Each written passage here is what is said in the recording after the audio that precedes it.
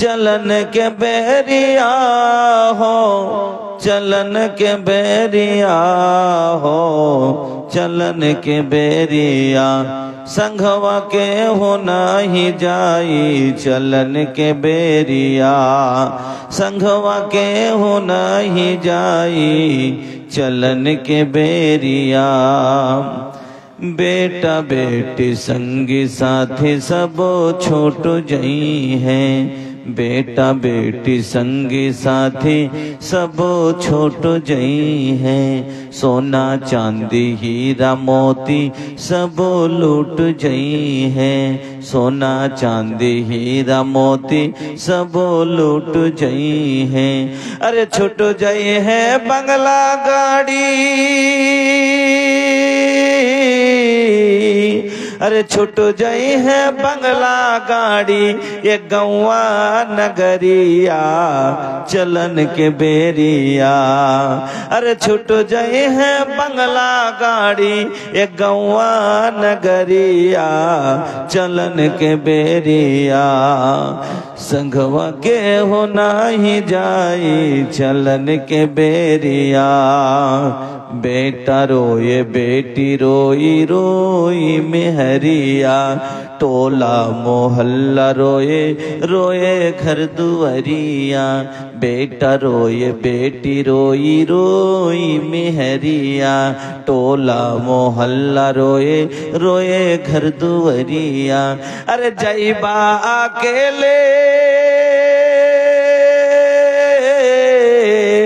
अरे जईबा अकेले ओढ़े कफनी चदरिया चलन के बेरिया।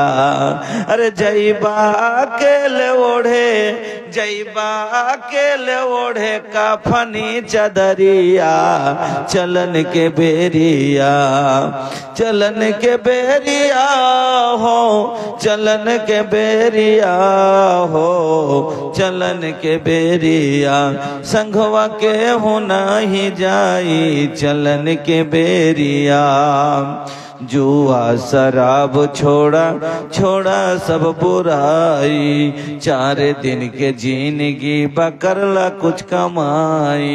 जुआ शराब छोड़ा छोड़ा सब बुराई, 4 दिन के जिंदगी बकरला कुछ कमाई। 4 दिन के जिंदगी बकरला कुछ कमाई। अरे माटी में मिल जाई, अरे माटी में मिल जाई, ई माटी में मिल जाई तो हर सुंदर शरीरिया चलन के बेरिया। अरे माटी में मिल जाई ये सुंदर शरीरिया चलन के बेरिया। चलन के बेरिया हो, चलन के बेरिया हो, संगवा के हो नाही जाई, चलन के बेरिया। শ্রদ্ধেয় সম্মানিত ও যোগ্যতম সভাপতি মহাশয়, মঞ্চের ওলামায়ে কেরাম, সামনের দিনদার ইমানদার ভাইরা বন্ধুরা, পর্দা নশীন মা ও বোনেরা, সিনহের কচিকাচা ছেলে মেয়েরা, সমস্ত প্রশংসা যাবতীয় গুণগান একমাত্র আল্লাহ রাব্বুল আলামিনের জন্য, যিনি আমাদের কান্না মুখে হাসি, হাসি মুখে কান্না দিতে পারেন, সেই মহান আল্লাহর একবার প্রশংসা আদায় করি, পড়ি আলহামদুলিল্লাহ।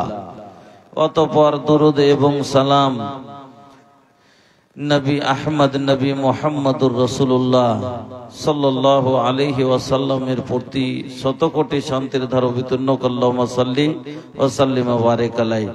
উপস্থিত মুসলিম ভাই ও বোনেরা, আপনারা প্রায় মানুষই আমাকে চেনেন, रउआ लोग सबके हो हमके जाने नी, काहे के भैया हम बीतल साल सिन्नत में आइले रहनी, ई झाड़बाड़ी सिन्नत बा ना, वही जे आइले रहनी। तरह एकदम राउर गांव के सटल एगो गांव बा जहाँ हम आइले रही। ई साल भी हमको फोन कैलस, लेकिन हमार खाली ना रहल, हम प्रोग्राम ना दे पौनी।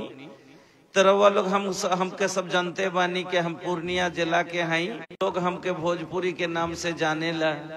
लेकिन भैया हम अगर भोजपुरी ज्यादा बोले तो रउआ लोग के परेशानी हो जाए, काहे कि रउआ लोग भोजपुरी तो उतना ना समझेनी जितना के बांग्ला जबान में रउआ लोग के महारत बा।